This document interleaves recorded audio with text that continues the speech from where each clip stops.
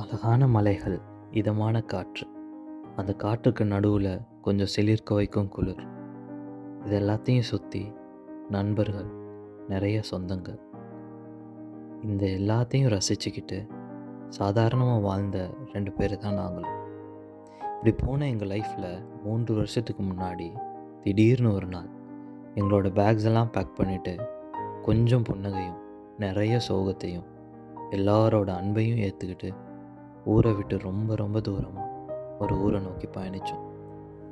S, this is our journey from the central hills of Sri Lanka to a far far away land called Finland. 7800 kilometre தாண்டி இங்கே வந்து இறங்கணும்.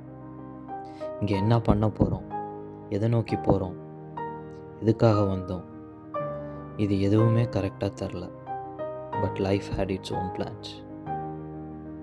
3 வருஷம் கழித்து எங்களோட லைஃப்பில் நடந்த அனுபவங்கள் மற்றும் நாங்கள் இப்போ எதை நோக்கி போய்கிட்டு இருக்கோம் அண்ட் ஃப்யூச்சரில் என்னென்ன பண்ண போகிறோம், இந்த ஜேர்னியில் பஸ்ஸில் ஜன்னல் சீட்டில் உட்காந்து ஒரு இளையராஜா பாட்டு கேட்டுட்டு இதமான இயற்கையை ரசித்தா எப்படி இருக்குமோ அது போல் ரசிக்க இந்த சேனலை சப்ஸ்கிரைப் பண்ணி வச்சுக்கோங்க.